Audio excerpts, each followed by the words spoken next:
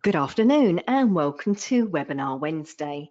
Today we are joined by GE Healthcare's Sharon Steeley, Lead Services Specialist, and Colleen Haugen-Ortiz, HTM Quality Specialist.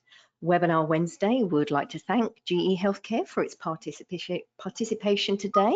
Now, GE Healthcare is a leading global medical technology, pharmaceutical, diagnostics, and digital solutions innovator dedicated to providing integrated solutions, services, and data analytics to help make hospitals more efficient and patients healthier and happier. Now, serving patients and providers for more than 100 years, GE Healthcare is advancing personalised, connected and compassionate care while simplifying the patient's journey across the care pathway. So for more information, please visit gehealthcare.com/services. Now, just a quick reminder about our HTM Mixer, which is being held at the Marriott Resort Griffin Gate, Lexington, Kentucky, on November the 15th and 16th. Now, our mixers are a slightly modified, smaller and shorter duration and less crowded event than our MD Expos, but still provide valuable continuing education, networking and vendor engagement opportunities. For more information and registration details, please visit htmmixer.com. Also, just a quick reminder to save the date for our Spring MD Expo, which will be held at the Pechanga Resort Casino in Temecula, California, and that's April the 15th to the 17th. Join us for 3 days of education, networking, and the latest advances in medical technology products and services. For more information and registration details, please visit mdexposhow.com. I'd also like to mention that voting is open online through January 10th, 2025 for our second annual Tech Choice Awards. TechNation is honoured to be part of these awards that are 100% nominated by and voted by the HTM industry. Please visit onetechnation.com/Tech Choice Awards to vote for all categories. And the winners will be announced in the March issue of TechNation. Okay, today's webinar is eligible for 1 CE credit from the ACI, and you can obtain your CE certificate by completing the post-webinar survey, which will be emailed 1 hour after the completion of today's webinar. You must complete the survey to receive your 1 CE credit, and you'll be able to download the certificate directly from your computer once the survey is submitted. If you have any questions, you can reach us at webinar@mdpublishing.com. We'll be wrapping up today's presentation with a live Q&A, so please submit your questions anytime using the questions feature on the webinar dashboard. Now, as I mentioned earlier, our presenters today are Sharon Steeley and Colleen Haugen-Ortiz. So Colleen, you may begin whenever you are ready. All right, thank you. I hope you all can hear me well. Thank you all for joining us on how leaders combat biomed burnout. This is something that's very near and dear to my heart, and me and Sharon are just absolutely excited that you guys are able to join us for this presentation. A little about me. I am an HTM Quality Specialist with GE Healthcare. I have a background with the military as well as secondary education. I am also a recent ASU graduate with a degree in healthcare compliance and regulation. I also have a couple small kids, 2 dogs and 2 cats. So my co-presenter, she's having some technical difficulties, so I'll go ahead and introduce her. She'll hop on whenever she gets the chance, but Sharon Steeley, she began her career about 27 years ago through the U.S. Army. She has spent the last 22 years with GE Healthcare. She worked her way up from a BMET to a leader of BMETs and field engineers. She just recently moved into a services support role, and she's a member of the Army National Guard. She has a 15-year-old son and still enjoys hanging out with his mom and going to musicals. So our agenda for today, we're going to start off with a moment of reflection, some gratitude. We're going to talk about biomed stress and burnout, some of the statistics, stress, going into all the specifics, some tools that you can use, and of course we're going to end it with some resource materials that you guys can take with you. I'm going to do this video. I hope that you guys can hear it well, but we're going to take a moment and we're going to ground yourself, breathe, and be present. We're going to start out by playing the short video, words of wisdom, some food for thought. At the end of it all, and when everything feels like it is coming undone, I think of this video. I woke up today and it's going to be a great day.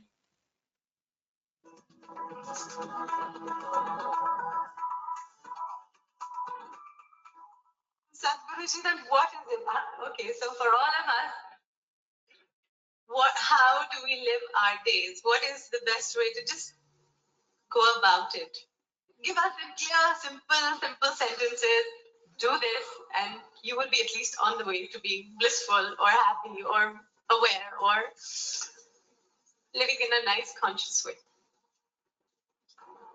If you just observe, if everybody makes a little effort, everybody take a little time for this piece of life, okay?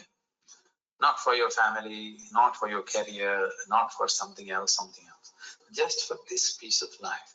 Give it little time, because this is the most important piece of life in your life, isn't it? Yes or no? Yes. Even if you're in love with somebody, still this is the most important piece of life, isn't it? So pay some attention to this. How does it happen?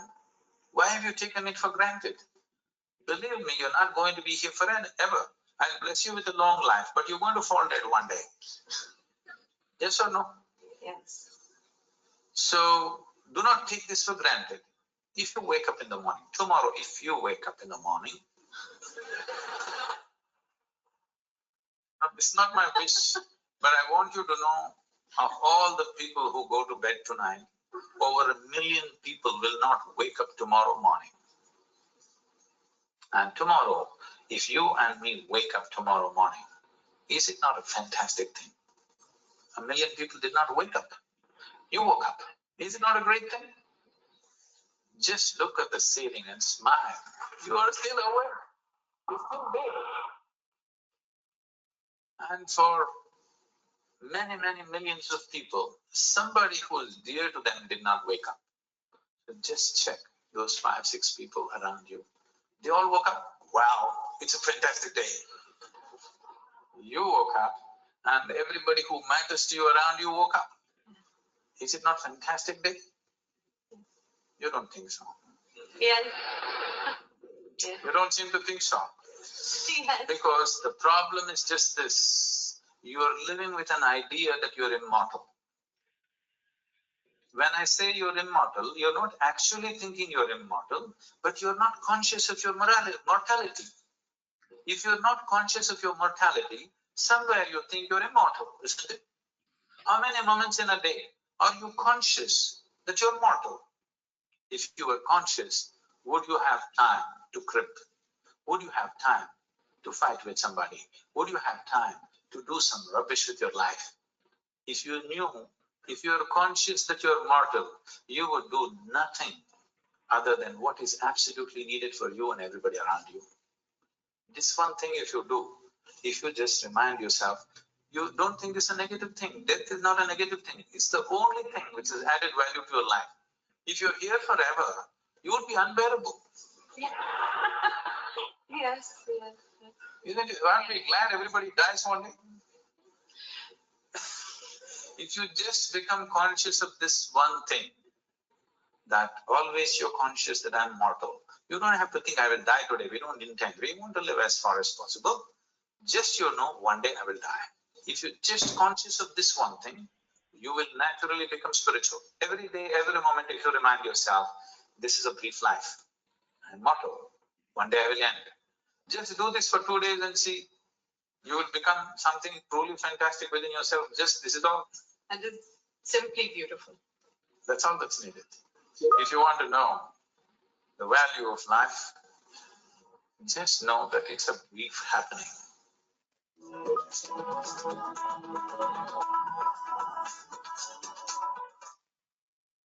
All right, everyone.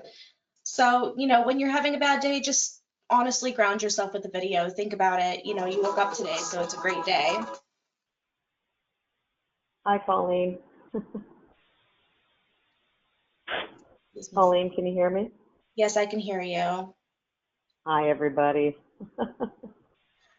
This is Sharon. We finally got Sharon on the line. Thank you, Sharon, for joining us. And everybody, please forgive me. We did a tech run, and well, let's just say I'm a little stressed out right now. So, Colleen, I am still struggling with my technology. I don't know if there is a way for you to continue on with the immediacy after the video. I think what I'm going to do is take our own advice, ground ourselves, recognize that it is truly going to be a great day. And this is one of those moments that if you didn't laugh, you'd cry. So, Colleen, I'm trying to pull up my script notes, and I'm struggling a little bit. My computer right now, is just I'm not. on slide 6, so I'm going to go ahead and go forward. So we're going to start off by talking about what is burnout, the stress, and the stress cycle. So here's some statistics around burnout and stress. According to the CDC, burnout increased 32% in 2018 to 46% in 2022. And yes, these are healthcare workers, which encompasses the wide range of people, but it also applies to many people working in the healthcare industry. For those of us working in the hospitals, you may, you feel many of the same demands as your healthcare counterparts, such as if it broke, it should have been fixed before it broke in the first place. It also was reported that in 2022, 44% intended to look for new jobs, which is up from 33% in 2018. And as we know what happened between that time, it was the pandemic.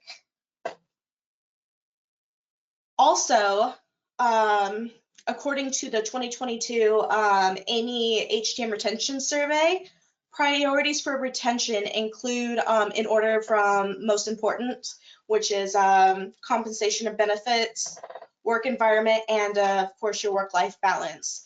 So now I'd like to ask a poll question. If you had to choose, what is one thing that keeps you coming to work each day? A, compensation and benefits, B, work-life balance, C, interaction with your coworkers, D, I love the job I do, and E, I only come to work because I have to. I'm not happy in my current role. So we'll give you guys a second to answer that poll.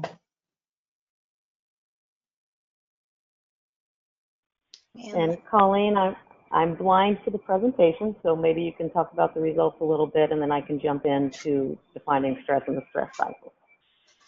Let me see. All right, so it looks like I love the job I do got 52%, followed by, of course, your compensation and benefits. So, I mean, I love to hear that, so many people love their job. I am kind of sad to hear, though, 4% of the people on this call only come to work because they have to, though. So. And Colleen, that is very telling. And for that 4%, thank you so much for your transparency and your candidness. We really do appreciate the feedback. For sure. Yeah. So what we wanted to get into now is, talking a little bit about stress and the stress cycle. And what I can say is, case in point today, stress is something that we can all relate to. And it's usually as a result of a demanding situation, being out of our comfort zone, or just, something that causes us tension and being in a high state of alert. As you can tell from the slide, it's more than just stress. There's actually a cycle that stress, goes through, where you start off in that event, you deal with the stress, you address it, and you manage it. But at the end of it all, it really does take a toll on our mental, physical health. And sometimes we take that out on our family, our friends. But ultimately, you do come down to that more relaxed stage of a ground state where all is well. And I'd like to put out a very good analogy of what it is. How about this presentation? Right now, I'm stressed. I'm out of my comfort zone, certainly had some technical issues, and I know there's a quote unquote room full of people out there that are listening in. The last thing of the stress cycle, the last part of the stress cycle is after you have gone through the event is a physiological shift that needs to occur in order to release that state of high alert, in order to actually break the stress cycle and come to ground zero. For me, that's going to be shutting my computer down after our presentation, giving Colleen a call, having a cup of coffee, and sobbing over the technical issues that we had. So wanted to share that analogy and kind of relate to what y'all do during the day. But remember, there's also times when stress is a good thing. So when is stress healthy? Stress is appropriate when it enhances performance, productivity, such as improved memory. It focuses your attention. It increases your brain processing. Stress is also, when appropriate, it creates mental toughness and a greater appreciation of life. But when you're in chronic stress, burnout is the result, whereby the stress cycle has not been consistently broken. Upon experiencing burnout, many employees choose to either distance themselves from their work tasks, such as like performing at a minimum level, or leave their workplaces. These outcomes are clearly detrimental to both the employees and their organization.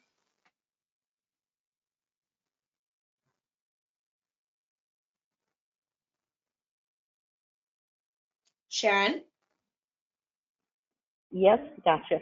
All right, so moving on, when we talk about stress and burnout, stress is something that we can manage with different strategies, but over time, as Colleen stated, chronic stress does lead to burnout. And in some cases, it may be addressed or has to be addressed by making a significant change. And one of the things I can speak personally to is a recent change I made to my professional life.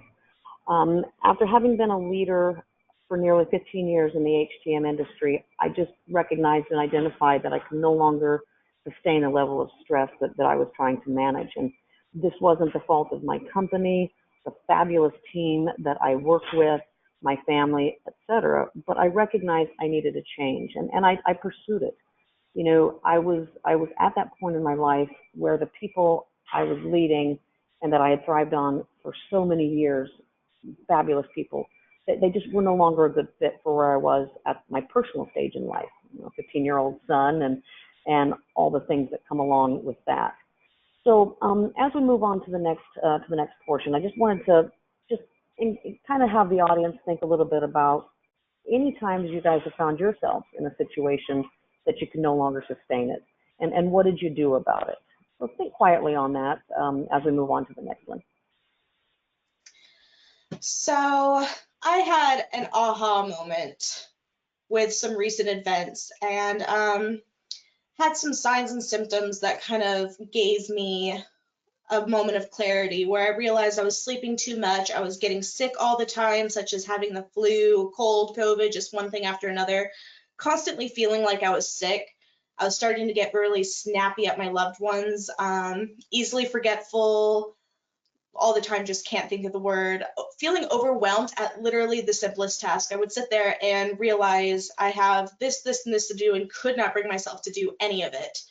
I'd easily cry, just no energy to take care of myself, such as like there was no going to the hairdresser, showering seemed like a chore, eating properly, no exercise. And it got to the point where I was rarely even seeing the sun. I would go to work in the morning, it would be dark. I would get out of work and it'd be dark. I would not see the sun maybe on the weekends, and that was it. Just absolute paralysis and task freeze. I would only do the bare minimum at work and at home. Yeah, and Colleen, my experience, and Colleen and I have talked quite a bit about this, is that my experience was somewhat the opposite of Colleen's, and this is that I could no longer sleep. My brain, I would fall asleep exhausted, but about 3 a.m. is when my brain would wake me up and start churning, and it just resulted in exhaustion. And so oftentimes I would just get out of bed at 3:30 a.m. and just jump right into work. It's every day felt like Groundhog Day. And what I can tell you is that since I have changed my role, I am now sleeping better. I wake up each morning looking forward to going to work and spending time with my son. But to Colleen's point, there does get the point of almost productivity paralysis in that this inability to even know which direction to move in. So that's one of the things I experienced when I talk about the stress and burnout that I found myself in. And I want to All right. know you guys to think about some of your own symptoms that you may be having. Yeah. So now we're going to move into what you can do for yourself and for your team. And we've got a little cartoon up there about the cuteness of the heart and mind, just having a friendly conversation. But in my reality, what I often find is the battle between the heart and the mind. You know, you've got your mind telling you to stay strong, you can power through this, you can make it, you're strong on this, you're not weak, right? But then there's the overwhelming reality that you really can't sustain a chronic level of unchecked stress and expect not to burn out. You know, at some point, your emotions and your physical being is going to say, I can't do this. But there is hope, you know, empowering your team by demonstrating your self-care first. Because if you can't take care of yourself, you can't take care of your team. And as you think of that in those terms, is to recognize that your teams are also self, right? That encouraging them, empowering them to take care of their self, again, results in being able to take care of others. Okay. So moving into the next portion, we just wanted to highlight some of the tools in the toolbox that you can use, recognizing that none of us have an endless supply of time or money. So there's a variety there of stress relievers, you know, anywhere from 5 minutes to a full-on vacation, a 60-minute spa, 30-minute walk in between. And then one of the things that I live my life by, and got a little snapshot of an old version of my phone, is I actually have alarms set throughout the day. And I don't know if y'all were aware, but you can label your alarms and you can name them different things. And so you'll see there that I've got a wake up alarm. You'll see there that there's reminders throughout the day for me to drink water. And these really, they laugh at me on my team because they hear these things go off and I'll go, oop, time for sit-ups. Oop, time to go drink some water. So just some small things that you can do there. What I will say is when we don't take care of ourselves, it does lead to resentment of your team, your peers, your family, your business. You know, it can manifest itself in some pretty painful ways for those around you.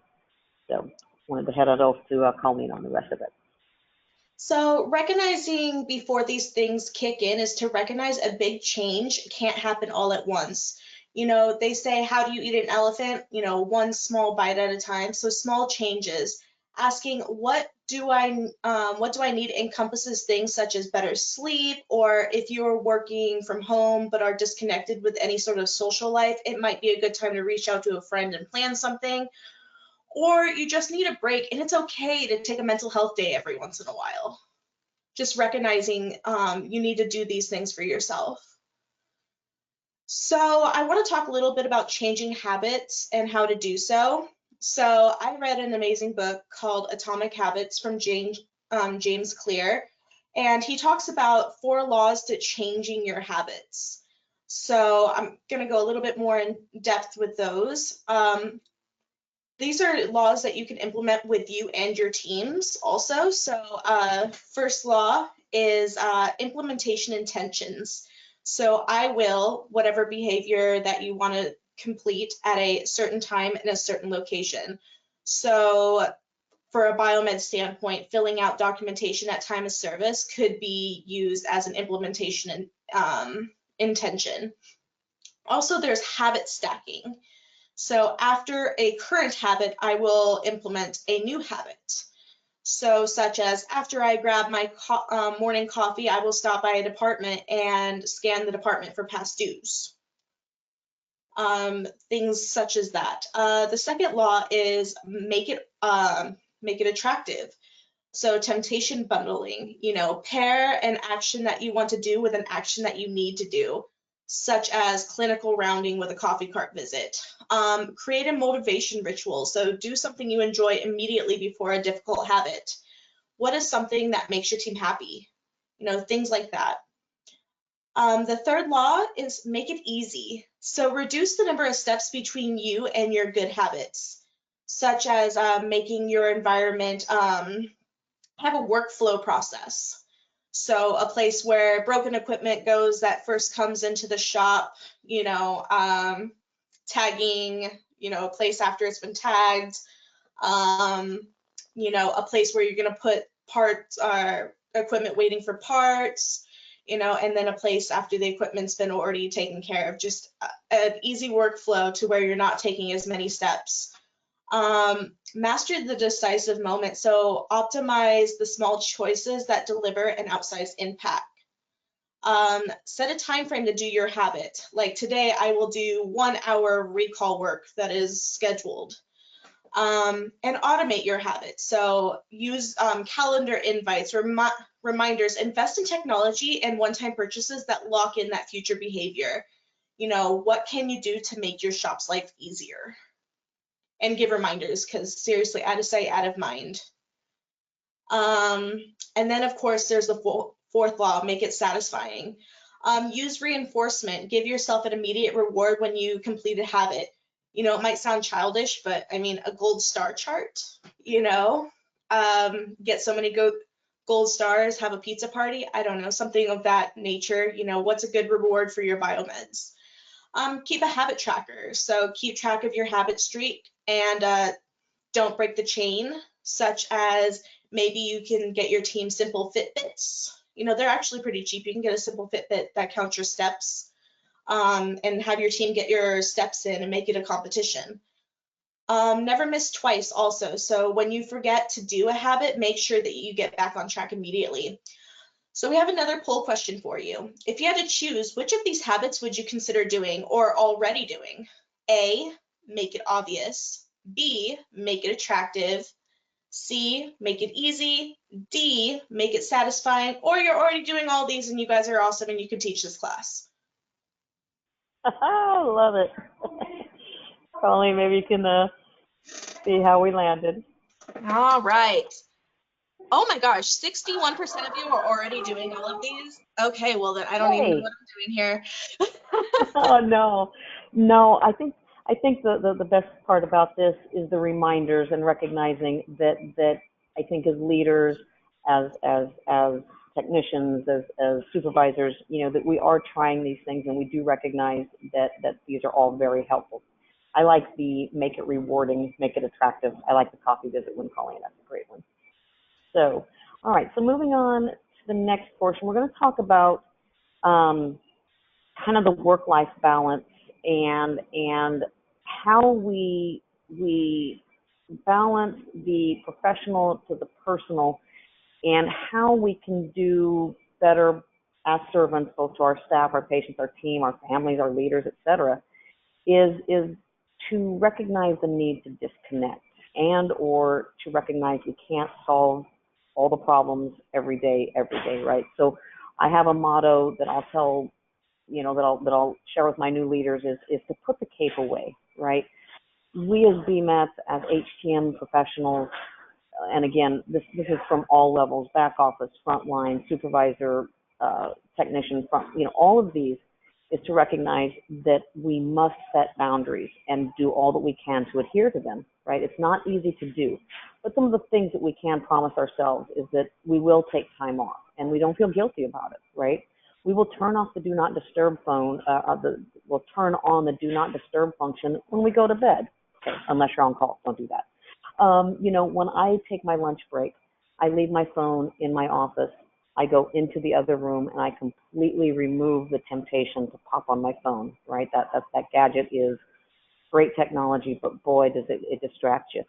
And the other thing is I will turn my email and text notifications off. When I'm on vacation, I've started to do that. I will move my email icon to the second or third page of my phone, recognizing again that seeing that red dot is hard to look at.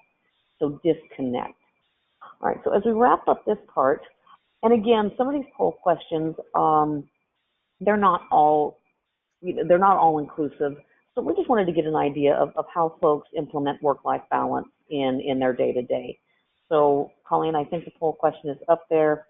So just if you had to choose one of these, what would you say y'all focus on when you are trying to get away from work, right? So we got your family activities, travel, exercise, personal hobbies, reading, video games, TV, and then my personal favorite is self-pampering. I get a massage once a month. That's my lifeline. So Colleen, once we get those results, I'll hand it off to you. I see engage in personal hobbies is 43%, followed by family activities. But only 11% of you guys are doing some self-pampering. Look, y'all are sleeping on this phone, okay? Oh, love it. Love it. All right. So I'm going to talk a little bit about perception being reality. So speaking from personal experience, what I will say is if you don't schedule a break, your body will take one for you. And it won't be at a convenient time. Yeah, that's true. One of my favorite sayings right now. If you believe that the situation is going to be stressful, it likely will be. But if you go into a situation with a mindset that you got this, odds are you will. We all know a negative Nancy or maybe the cynic of the shop. What aspects of your reality are fixed in place and what aspects do you have control over and can change? I'm all about these quotes. So, mine is be the change you wish to see. So altering your perspective can help with the inflexible aspects of your reality. So take a good self-check and see if it's exhaustion that's your problem. Set priorities, delegate, or ask for help where it is needed. Don't expect people to read your mind. You go into the shop, you might be a little cranky. No one knows why you're feeling that way. So the only person who can set your pace is you. So decide what is important to you. For example, you work at a place that pays well and is prestigious, but you realize that your values and ethics are more important and they may not align or vice versa. Let's see. And of course, reduce your exposure to job stressors that control your mindset. Now, Sharon? Yeah. All right. So we've identified some things that you can do, from a work-life balance perspective. But there are a number of strategies that you can use directly at work that can help keep your day organized, your mind organized, which can contribute and result in a calmer environment. And again, in our industry, we recognize that priorities are going to pivot on a dime, right? But for me, the biggest thing I use is a list, right? I love my list because I will get scattered. I will get pulled away. I will get a phone call. The next fire comes up. And when it's said and done, I have to go, what was I doing? Why am I here? Right? So having an actual list for me works very well. It also releases some happy chemicals when you can cross things off your list. If you can just return to the list to ground yourself, that's when I will typically find myself realigned, reprioritized, and focused on what I need to do next. So some of the other strategies I think about are creating Outlook tasks. So this helps me stay operationally focused, operationally organized, to where if I have every month I have to send test equipment to our calibration depot. If every month I need to run an inventory report for this vendor, for this customer, etc., I set up Outlook tasks that are reoccurring themes and pop up. They remind me, and until that task is complete, I leave them red. Right. So again, something to return to help reprioritize when you lose focus. Another tactic I use is to actually schedule blocked times on my calendar, right? I bet all of you all had a meeting reminder to attend this call, and hopefully you're not getting distracted too much. So why not throw an hour of time to work on this specific project that you had been assigned? How about blocking an hour in your calendar to organize your workspace? how about blocking time on your calendar to only do email during that amount of time, right? And then lastly, for me, it is critical that at the end of the day, I take 15 to 20 minutes to organize my workspace, file my papers, close out any remaining emails, any work orders, because there's nothing worse to me than a cluttered, disorganized workspace. And to come in the following day to that environment would be very, very, again, just starting off with me at a high sense of alert. So those are some of the things that I do during work days to help me stay organized and minimize that stress level. So for me, I have the tendency to go squirrel.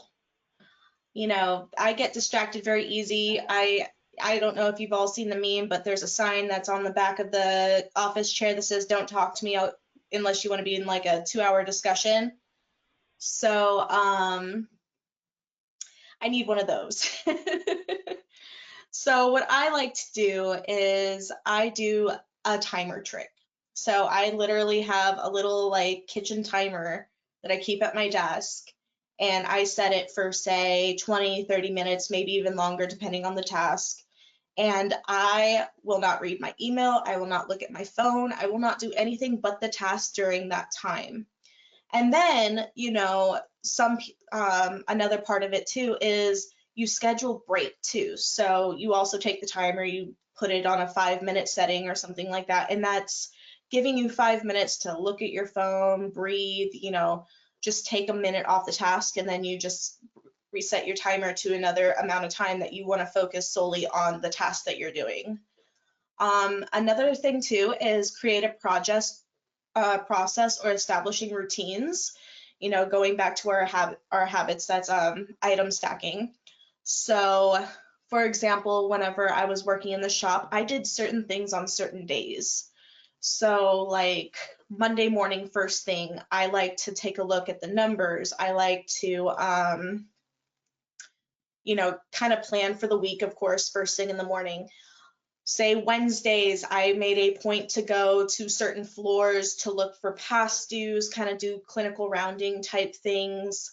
Certain days I would look at things like recalls, you know, just schedule certain ongoing tasks that happen every week. You know they're going to happen every week. Try to schedule them like you would schedule a meeting. I know the phone rings, I know emergencies happen, and you know that is what it is.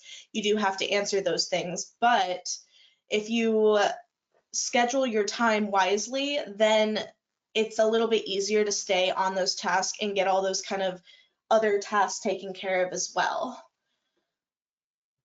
Now I'm going to move on to the next one here. So another thing to think about too is sometimes taking a step back is the only way to move forward. So, you know, your health, family, life are much more important. So, for example, I like to follow this girl on TikTok, and I was really happy to see her open a storefront bakery. She had an online shipping bakery. Her cookies are amazing. I've had some shipped to me, by the way. And she opened a storefront, but she realized it came to a detriment of her mental health and her family. She, you know, just made things way too busy. So eventually she decided to close her storefront and focus on her mailing business and her mental health. You know, realizing that about yourself and realizing that maybe that change that you made was not the best change for you, for your family, for your mental health, it's okay to take a step back and realize, you know, this isn't going to work. For some people, you know, maybe it's looking for a position that might be a better fit for a certain point in your life. So when I was a site leader, you know, I had a 3-hour commute home. You know, traffic was horrible. I'd get off work at say 4. I wouldn't get home sometimes till like 7 or 8. And I had a baby. And having a baby and then not getting home till 7 or 8, I didn't see him hardly at all throughout his own childhood. And that was very difficult and it was very stressful. You know, I didn't really have time to do anything for myself because my whole life was work. And like I said, I would go to work in the morning, it'd be dark. I'd come home, it'd be dark. And my whole day was work and there wasn't anything else. So I realized that something had to change, and I started looking for a position that better fit for this, that was a better flexibility and better fit for my point and for that point in my life. Another thing to think about too is sharing the load with a team. It's not only helping you, but it's helping them as well. So teach them something new. Having something to own or champion could be a good motivator, and pride, as long as it's collaborative and doesn't pile on more than they can handle. Help them grow, and there is also some satisfaction in this. Yeah, and I think the biggest thing with finding the right fit is to recognize and be very mindful and introspective. Some self-reflection and recognition that there are times in our life that what was working before may not work now, right? It might be time for a change. And this is not to encourage everybody to go out and find new jobs to minimize their stress, right? Because every job, every position, every role is going to come with its own level of all of those things. But when you can recognize that it's time for that change, you also need to consider that your teams are also feeling their own levels of stress. And as their people leader, that they are looking to you and to collaborate with you as far as when they may also need a change. And in your role, perhaps sharing your knowledge with them and empowering them to try new things is part of our roles as leaders. And that's what we think about when we think about finding the right fit, is that self-reflection and mindfulness to identify when something's just not quite right, or to reestablish the good things with where you are in the job that you're doing, right? Because again, we can't all just go find another job. It's not always that simple. Colleen? So there's some ways that you can help your teams, talk and listen. So be receptive to how your teams are doing. Listen when they ask for help, professional and personal. Be open to their reaching out to you. Being a supportive manager is honestly the key to success. But also be open with them and let them know how you're doing also. Like I said, share the load. If you need to take a few things off your plate, let it be an opportunity to teach someone on your team a new skill with the potential of growth for them, but also be there for them when they need you. So for example, Sharon here, she used to be my manager. She was actually my hiring manager when I got out of the Army. And one thing that I actually enjoyed about Sharon was, even though she wasn't like a shop manager, she managed a bunch of different sites. She made a point to be there for time change and would do some of the stuff with us, which, brought a lot of respect from me to her. Yeah, and thank you, Colleen. I'll never forget Colleen's interview. We knew we were going to hire her the second she started speaking. So we've grown up together, Colleen. But I will say that one of the things we do as leaders is we recognize that we are expected to manage our goals, meet our goals. We have our key performance indicators, but at the end of the day, our team, our patients, our customers, our leadership, they're human. We are all human, and it's a big job for all of us to do, and sometimes it feels thankless. So as a leader, it's like Colleen said, help out, bring pizza. Those daylight savings time changes at 2 a.m. were never fun, and I'd bring donuts, right? Help clean a corner of the shop, because I do think a visible leader is a collaborative leader, builds morale, because there's nothing worse than a leader. I'll call this one a manager, right? A manager might lead from behind a desk. A leader is moving desks with you, right? And finally, mentorship, I think, is huge in our field. It is to help your teams understand and identify their goals, setting them up with a mentor and helping them to achieve those goals. And ultimately, burnout is a lot less prevalent when people feel that they are growing, developing, and are heard and listened to. I think that's huge in our industry. I have to agree. I love mentorship. And I've had some really great mentors in my career. And if you ever get the chance, Amy has mentorship programs. There's mentorship programs through many companies.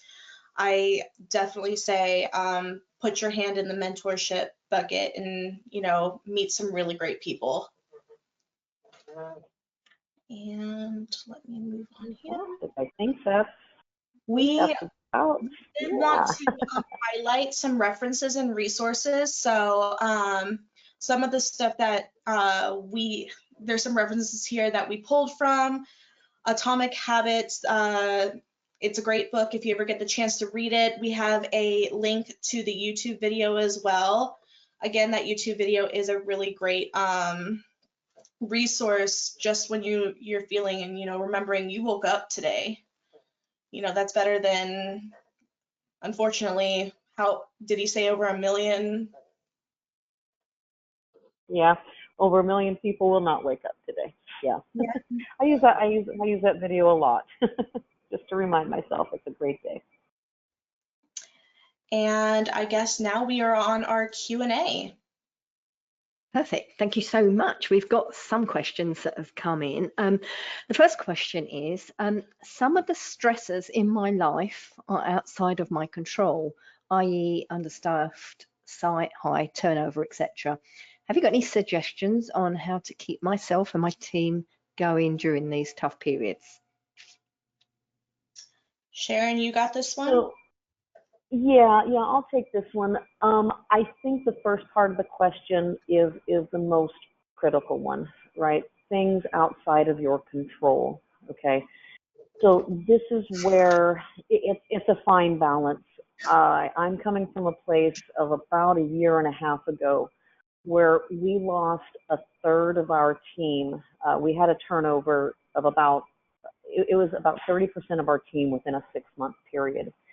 And that was one of the most difficult times in my entire career. And when I think about how the team was suffering and trying to keep it together, I think those are when you can only do so much, you know, recognize the need to put the cape away and try to bring those things into your teams and with each other. You know, maybe you're not a leader, maybe you're a BMET. And that's when you play music in the shop. That's when you know, we used to conduct our meetings outside. We'd have a quick shop meeting and we'd go outside. That's when you can't control it, but you can step away from it. You can laugh about it for a few minutes, and then yes, you're going to have to go back in. That's what I would say for that, is to try to keep morale up by doing small things, recognizing that it's not always going to be easy, but also recognizing that it will get better. And I can tell you now that you know, our team is back up to full strength, so it will get there. Okay, I've got a question about remote teams now. I'm part of a remote team. Have you got any tips or recommendations on how to combat burnout from a distance? I can take that one. So being on a remote team, I have found that I have been fortunate enough to be able to take a call while going for a walk. You know, going outside. Don't lock yourself in your office, but like, I find moving around the house, like take the laptop to another room, or even taking the laptop to a coffee shop down the street, change of scenery helps.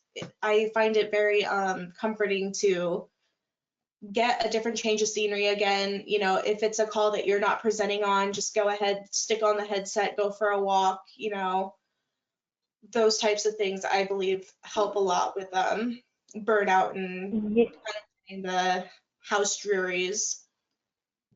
Yeah, and Colleen, I'd like to add to that, and I'm not sure if this is if this is an individual that's on a remote team, or are they just by themselves? I hope not. But one of the things I find that helps working remotely is, oh, hey, there's a reminder on my phone that I can accomplish anything. 10 minutes to the hour. Anyway, going back to one of the things that helps me reduce stress is the connections that I have with the people on my team, even though we're remote, right? So we have a lottery pool. We share tickets every week, and we put the little, is it GIFs or GIFs? I'm not sure. So I'll use those. We put little comic things, right? So we have fun in spite of being remote.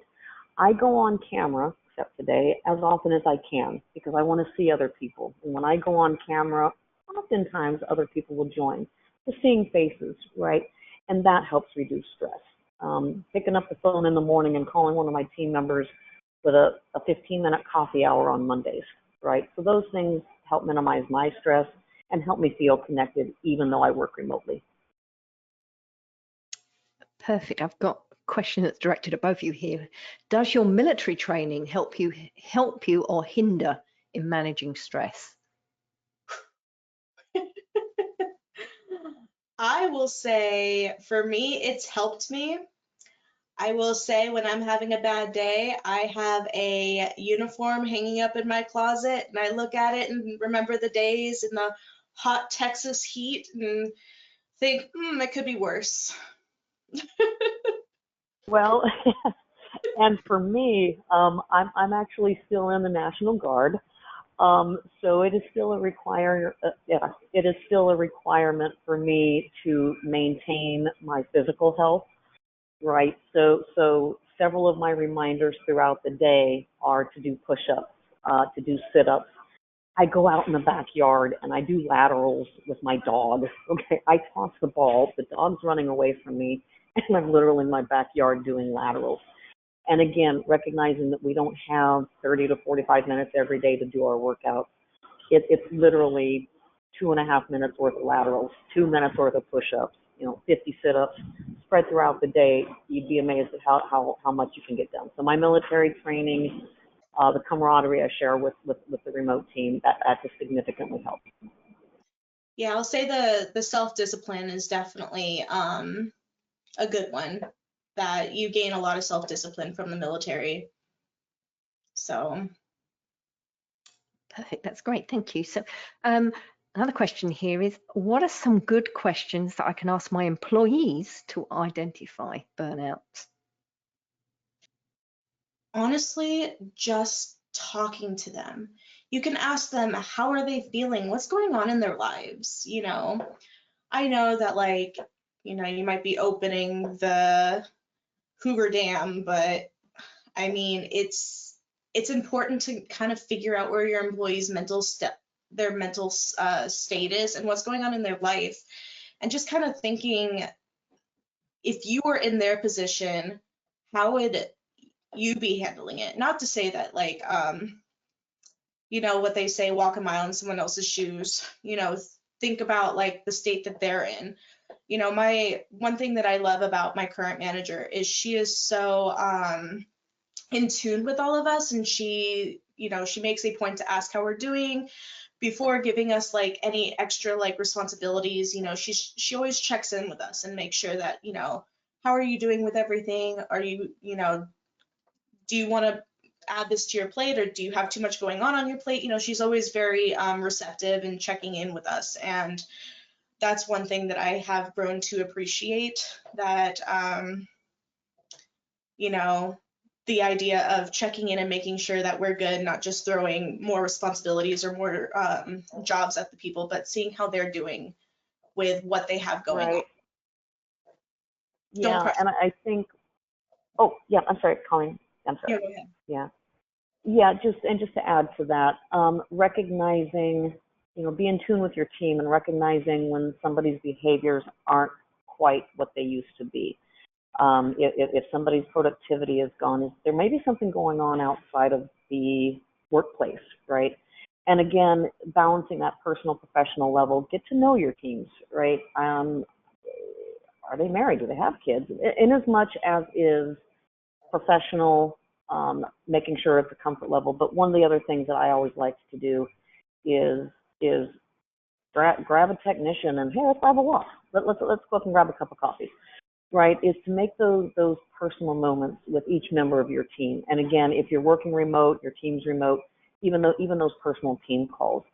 starting out the good morning with not, hey, here's what we got to do today, but hey, how was your weekend, right? Just remembering that they are people first, right? So in order to recognize that, you need to know a little bit about them. And again, taking them out of their environment, recognizing when they may not be, that there may be something else going on outside of their life. Great, we've got time for one more question, and that is, in what ways can maintaining a healthy work-life balance help prevent burnout? I'm sorry, I think you broke up at that last. Sorry, I'll Actually, repeat it. Sorry, Sharon, go ahead. Go ahead. No, I was going to answer. No, go ahead, so Colleen knows, but I've got a good one for this. Okay, I'll repeat it. In what ways can maintaining a healthy work-life balance help prevent burnout? Okay.